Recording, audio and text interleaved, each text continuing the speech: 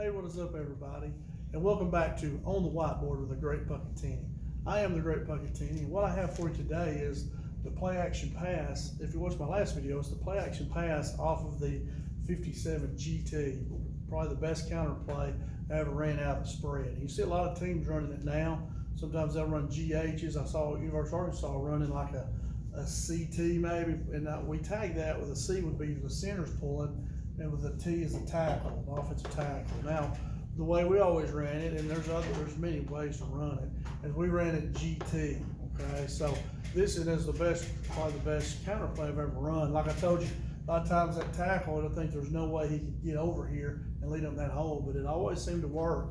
It was always one of our better plays.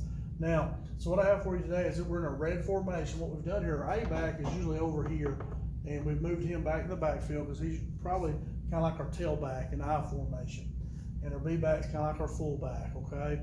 Now, so our A-back is a guy that can catch passes, run routes. He's got good speed, but we also want to put him in the backfield to let him run the ball some too.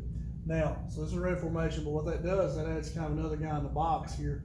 And I'm thinking they could go with a cover 2 look, or they could just walk him in. Like we would see a lot of 4-4 defenses, 4-2-5s, and a lot of times what they would do is they would just walk him in. But it could be a cover 2 look. Either way, we're ready to go no matter what they do on this play here. So we call this play a red formation. We're 157. Now the 100 means it's a play action pass. Okay, we're faking the run. We're faking 57, and we're going to have an A out. But he may not be open with this coverage here. It probably won't be. We're reading. What we're reading is this backer right here. We're reading this guy, whatever he does, and it's just a one read. We're not back here reading the whole field. I give my quarterbacks, I tell them you're reading one guy or one side of the field, and that's where we're going with it. We're not reading the whole field at the high school, especially not the junior high level or even Pee Wee level. We're reading that one guy, one side of the field. I learned that a long time ago. Now, so we're reading this guy. So first off, we'll look at our blocking. Well, I'll tell you what, we're looking at our backfield first. So we're going red 157, so we're faking 57. So the first thing, if you remember, the quarterback's going to catch the ball, and he's going to point it and pull back at the A-back here. The A-back is coming through first, and he's really has always been feeling for this guy for that end. Let's look at our blocking here too. We do big on big blocking. That means Bob blocking, big on big. So I want my guards to kind of keep their shoulders kind of square, the line of scrimmage. Center's kind of drop back. He's helping, looking for these backers coming, but he's also helping either way. He's kind of pushing here, pushing there, using his hands with these two guys. We should know which of the two we want to help with going into the week based on how good they are. Now, our tackle, he kind of wants to kind of influence, kind of turn out, and make that in, influence him to get up the field, is where we want him to go. Same thing over here, kind of step here and influence. We want them to come up the field. We would like to run them behind the quarterback if we can. Now, so what we're doing, A-back's acting like he's coming to field here, okay? But he's going to try to get to the flat about a yard. He's not going to go 5 yards. He's going to go about a yard past the line of scrimmage, and he's trying to get to the flat as quick as he can. So it may be up in here, or it may be outside that tackle. Usually it's right off inside between that guard and tackle. So he's coming through here, kind of this direction here. It's kind of his path, and we're faking right there. One line, we're faking. Okay, now, once again, that quarterback's going to get the ball, and he gets it, he points his head, and he's kind of bent over. He points at that A-back's hip and brings it back. Okay, now, while that's going on, the B-back, he's stepping away. He's here, he's going to step away, and he's going to come back through. He's going to act like he's got the ball. So he's coming through here, and he's just going to kind of fill in right there and help with that tackle. We're not going to, we kind of faked him too, we do. So quarterback, when he catches it, he fakes the A-back, brings it back, and then B comes through, fake it to him, and then he brings it back to his gut, and then he's going to start his 3-step drop. So he's going to fake 1, fake 2, and then he's coming back 3-step drop. Okay, now he's reading this guy. So as he's breaking that 3-step drop, we're finding that backer there and seeing what he's doing. Now, snapping the football, this is kind of our C. He's kind of our wide receiver 2, and this is kind of a wide receiver 1. You know, that'd be my best receiver, the guy that's the best receiver, biggest playmaker. Put him there. This would be kind of my second receiver. Good receiver 2. Over here, remember my X is kind of like my tight end, big body. Don't have to be though. Some years my backup quarterback would be this receiver in the spread. It just depends whoever that best next guy is. But we like to be able to go from the spread to like a wing tee look, a little bit different, but without having to substitute anybody. So if my tight end's in there, he's coming out here. Now, so our quarterback, he's 1, 2, 3, and he's looking here. When he hits that third step, we're throwing. We're not patting the football. We're not reading the whole field. On that third step, we're throwing it.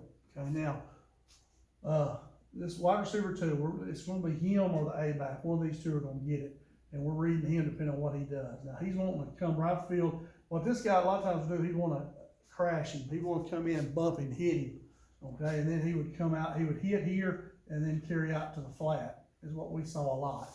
So he's wanting to clear past him and kind of curl up in there, okay?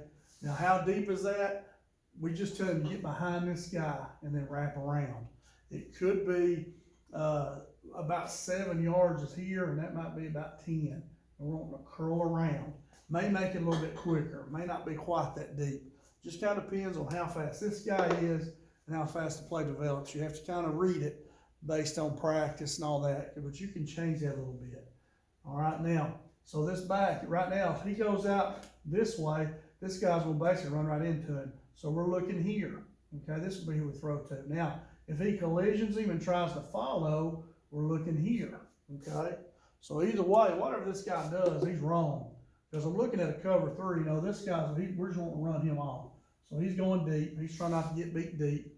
Safeties, get beat deep. Backers are going to kind of go straight back, or he may go this way.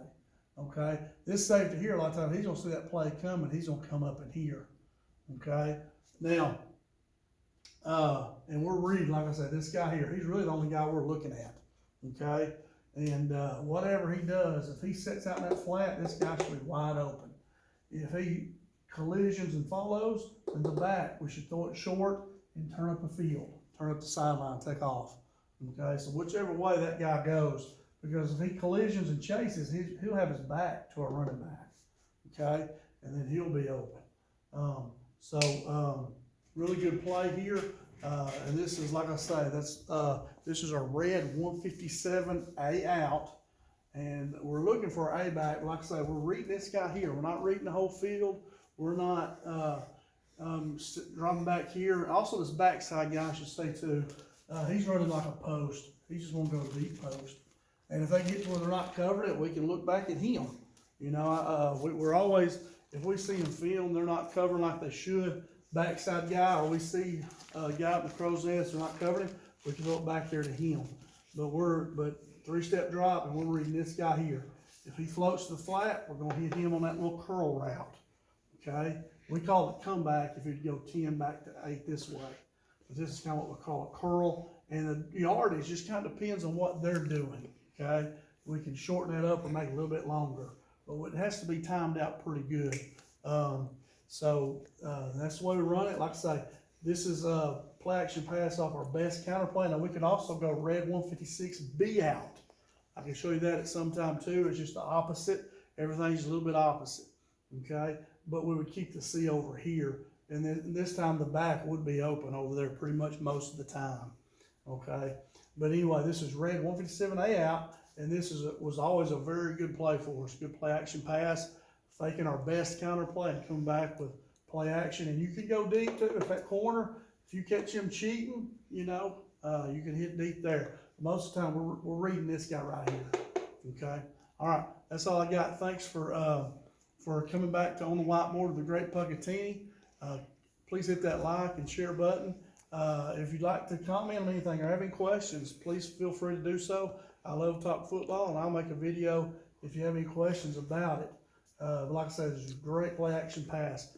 Has a lot of movement back here, and these guys are going to be looking in the backfield some, and you can get behind them and do some stuff. Thanks a lot. We'll see you later.